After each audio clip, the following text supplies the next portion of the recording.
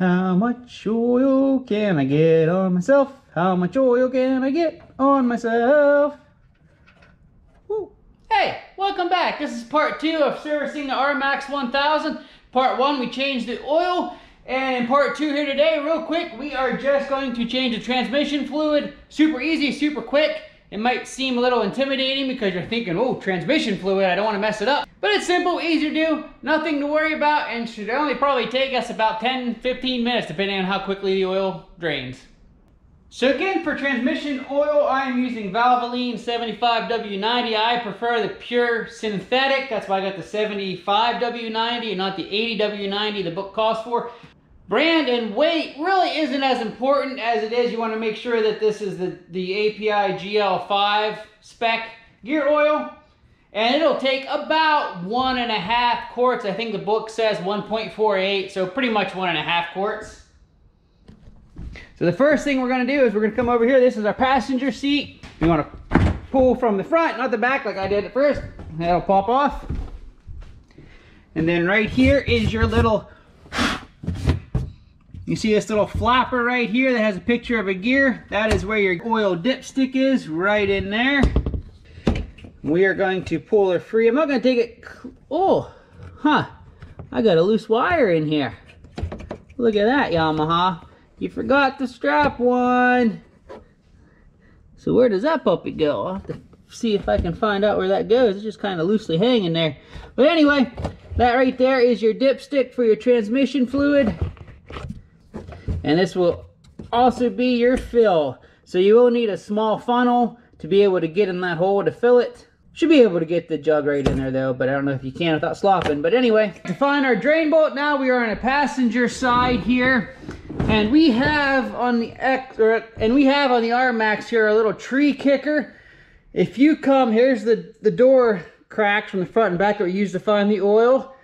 If you come to the front here where this outer bar, the tree kicker is welded into the inner frame member here. We're going to take that, go underneath, straight from here, and you will see this round circle right there. Here's our oblong for our oil. It's pretty much right straight in front of it. And that is our transmission oil plug, and it is a 12 millimeter.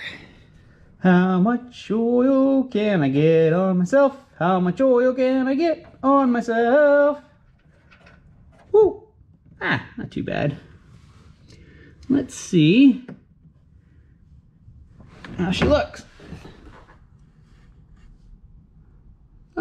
Slight metallic haze in there. I know the camera won't pick that up, but again, that's expected with the break-in. Do not freak if you see a little bit of metal in your gear oil on your initial break-in service change, because that's the whole point of the break-in service, is for that initial wear, and you will have a little bit of that. Now, if we'll say 3 services down the road, you're still getting metallic flake, then that's probably reason to be alarmed, but not for the initial break-in service. So we're gonna let that drain, and then we'll catch back in with you. All right, she's down to a slow drip, so I'd say that's good enough. Make sure you clean your bolt and your copper crush washer. You don't want to lose that. Make sure that's on there when you put your bolt back in. And we'll stick her back in. And it gets torqued for you guys that like to torque your bolts to spec to 15 foot-pounds. Alright, so we're going to try to do this quickly without slopping. Just line her up. Hey, that worked pretty good. If you go quick, she'll fit in there pretty easy. And I didn't actually slop a whole lot. So now we're going to put a whole quart in. We'll check it. And like I said, the book calls for about 1.5 quarts of gear oil in the transmission. I filled this jug up with about 14 more ounces. That should get us pretty close to where we need to be.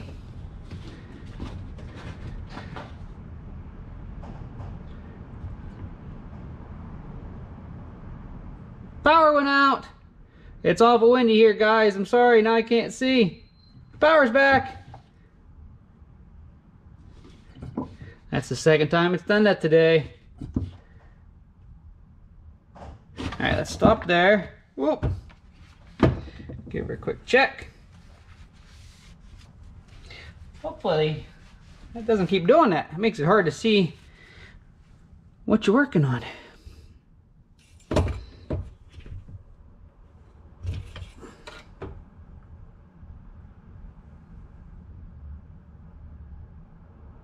Ooh, just a touch more. It's going to be about right dead on there. About another 4 ounces I put in there.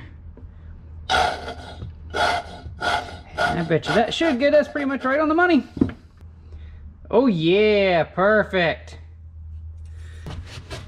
And that is all there is to the transmission. So as you just saw, super easy to do to change the transmission fluid in this thing. It's nothing to worry and stress over. That took me literally 10 minutes even messing with the camera to change that out. The nice thing with the transmission oil is you don't have to change it as often. Yamaha says in the book the next time we need to change this is around 1,600 miles or 160 hours, whichever comes first. So we should be good for that. And of course, if you guys ride in mud and water, check it frequently, and you may have to change it more than that. But that's going to depend on your riding style. So I hope you found this video helpful. I hope it gave you the confidence to tackle some of the maintenance yourself. And again, just a reminder, you guys can support Appalachian Mountain Riders on Patreon for as little as $1 a month. And that gets you full access to all the bonus content I upload there. And that'll go a long way to helping me bring you guys more how-to videos with more machines, as well as more reviews and just a lot more content in general. I know you get kind of tired of hearing all these YouTube creators push their merchandise, Patreon, and all that stuff. But guys, I'm striving to go full-time here eventually, so that's why I'm pushing it. So again, as little as $1 a month, you can find that much spare change in your couch cushion. And right now I'm over 11,000 subscribers, so if each one of my subscribers donated $1 on Patreon, then I would definitely be able to go full-time and bring you guys a lot more awesome content a lot more frequently. So again, please consider doing that. I thank you for watching, and always appreciate your views and your thumbs up on my videos and your encouraging words in the comments as well. So in part 3, we're going to tackle the front and rear diff, which is a piece of cake as well. So again, thanks for watching, and until next time, keep on riding.